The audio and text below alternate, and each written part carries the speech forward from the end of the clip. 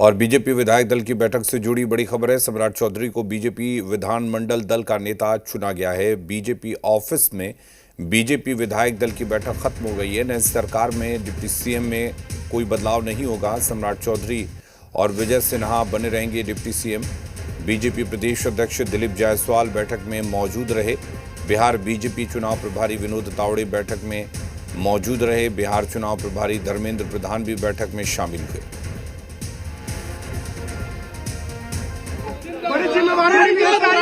हाँ, लगातार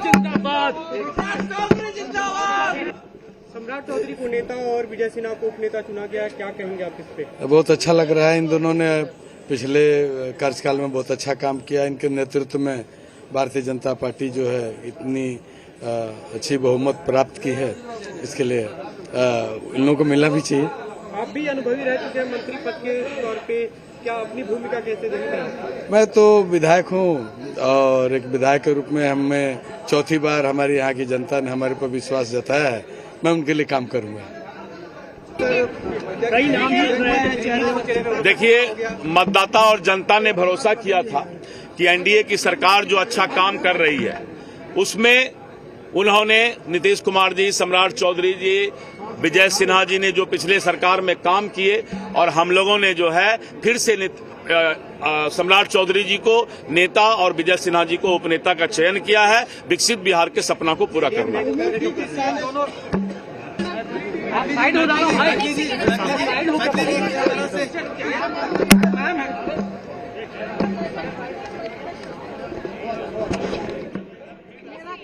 ऐसे श्री सम्राट चौधरी को निर्वाचित करने का प्रस्ताव किया और भारतीय जनता पार्टी के विधायक दल ने सर्वसम्मति से श्री सम्राट चौधरी जी को विधायक दल का नेता चुनने का समर्थन किया है। और हमारे उपनेता के लिए जो उप मुख्यमंत्री के रूप में शानदार कार्य करने का काम किया है, बहुत ही वरिष्ठ नेता हैं आदरणीय श्री विजय कुमार सिन्हा जी, उनके नाम का भी प्रस्ताव आया है और सर्वसम्मति से समर्थन मिला। मैं विधायक दल के नेता के रूप में श्री सम्राट चौधरी जी और उप नेता के रूप में श्री विजय सिन्हा जी के नाम का ऐलान करता हूं। पार्टी को बहुत धन्यवाद देता हूं। पार्टी ने इतना बड़ा दायित्व दिया। लगातार पार्टी के द्वारा दायित्व दिया गया है जिससे बिहार का विकास किया जाए। प्रधानमंत्री, गृह मंत्री, राष्ट्रीय अध्यक्ष, संसद नेतृत्व को हृदय से आभार। सभी विधायकों को हृदय से आभार। हाँ, बहुत बधाई, बहुत शुभकामना है। सम्राट जी और विजय सिन्हा जी नेता और उपनेता चुने गए हैं। बहुत बहुत बधाई है उनको। दोनों अपने नेता और उपनेता को बहुत बहुत बधाई। और दोनों हमारे भारतीय जनता पार्टी बिहार प्रदेश के कर्मठ नेता हैं और भारतीय जनता पार्टी के केंद्रीय नेतृत्व ने जो निर्णय लिया है वह बिहार के हित के लिए निर्णय है और इस निर्णय का पूरा बिहार और पूरी पार्टी स्वागत करती है।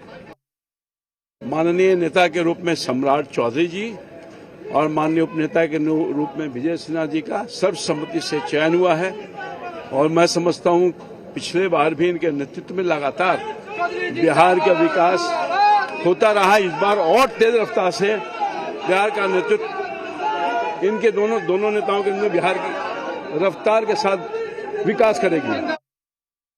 आज भाजपा विधानमंडल दल की बैठक हुई और इसमें सर्वसम्मति से श्री सम्राट चौधरी जी को विधानमंडल दल का नेता और श्री विजय सिन्हा जी को उपनेता चुना गया। मैं अपनी ओर से भी अपने दोनों नेताओं को हृदय से शुभकामनाएं और बधाई देता हूं और इनके नेतृत्व में बिहार और आगे बढ़ेगा, बिहार और विकास करेगा। पार्टी विधानमंडल दल के नेता के रूप में श्री सम्राट चौधरी जी को, उपनेता के रूप में श्री विजय कुमार सिन्हा जी का जो चयन हुआ है उसका हम स्वागत करते हैं। ये ऑल टुगेदर बहुत नया एक्सपीरियंस है, क्योंकि पूरे विधानसभा में सबसे छोटी उम्र में हूँ, तो लोगों का प्यार भी बहुत मिल रहा है, दुलार भी बहुत मिल रहा है। पूरे संगठन के लोग मेरे साथ हैं। देखिए, हमारे पूरे देश से अलग अलग राज्यों से हमारे इतने अच्छे लोग आए हैं, तो ये तो बिहार वासियों का भी सौभाग्य है। जिम्मेदारी, खुशी तो एक तो है, पारिवारिक लोग, हमारे प्रशंसकों में खुशी है, मुझे भी बहुत खुशी है, लेकिन उससे भी ज्यादा ऐसा महसूस हो रहा है कि अब काम करना है बिना कोई छुट्टी मारे। और चलिए, हमारे साथ हमारे तमाम सहयोगी जुड़े हुए हैं। हमारे साथ निषेध जुड़े हुए हैं, सनी भी जुड़े हुए हैं और साथ ही हमारे साथ रजनीश भी जुड़े हुए हैं। सबसे पहले निषेध, आपसे हम जानना चाहेंगे, बैठक खत्म हो गई है और नेता उपनेता चुन लिया गया, लेकिन इसके बाद अब बीजेपी के खेमे में किस तरह की हलचल, क्या कुछ यहाँ पर होना है?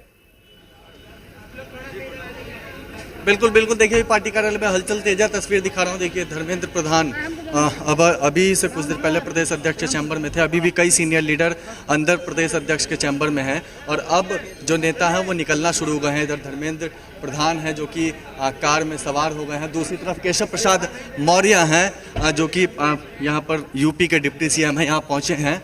अंदर से तमाम नेता निकल रहे हैं, कुछ कह रहे हैं, हम एक बार सुन लेते हैं। और श्री विजय कुमार सिन्हा जी को नेता चुना गया है। बिहार की विजय ऐतिहासिक विजय है। माननीय प्रधानमंत्री श्री नरेंद्र मोदी जी के प्रति जो विश्वास और भरोसा है, उस भरोसे की जीत है। और कल एनडीए की सरकार शपथ लेने जा रही है और बिहार को विकास के पथ पर आगे ले जाना है।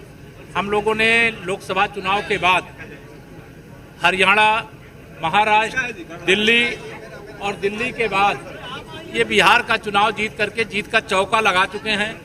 2026 में भी यह विजय यात्रा जनता के आशीर्वाद से माननीय प्रधानमंत्री जी की अगुवाई में चलेगी। अनुसार भी मैसेज देने की कोशिश की गई है, कबीरी जाति और एक पिछड़ी जाति। देखिए, भारतीय जनता पार्टी सर्वसम्मति से जो फैसला लेती है, उस फैसले का एक ही लक्ष्य है कि विकसित बिहार बनाना है, बिहार को विकास के पथ पर आगे ले जाना है और माननीय प्रधानमंत्री श्री नरेंद्र मोदी जी के नेतृत्व में जो बिहार की जनता से वादा किया गया उसको पूरा करना है। महिलाओं को भी तरजीह दी जाएगी मंत्रिमंडल में, महिलाओं को वो सब आपको बहुत जल्दी सब पता चल जाएगा और अभी सब कुछ पता चल जाएगा, लेकिन सब अच्छा होगा, जो बिहार चाहता वैसा होगा।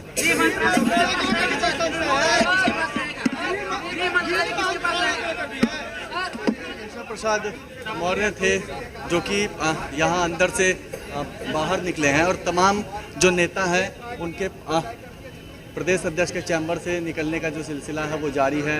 नेता यहाँ पर पहुँच रहे हैं और चूँकि अब एनडीए की भी विधायक दल की बैठक होनी है और उसमें तमाम लोग शामिल होने के लिए विधायक निकलेंगे, तो यहाँ पे गहमा गहमी पूरी तरीके से तेज हो रखी है और तमाम जो नेता हैं वो अब प्रदेश अध्यक्ष के चैम्बर से बाहर निकलते हुए नजर आ रहे हैं।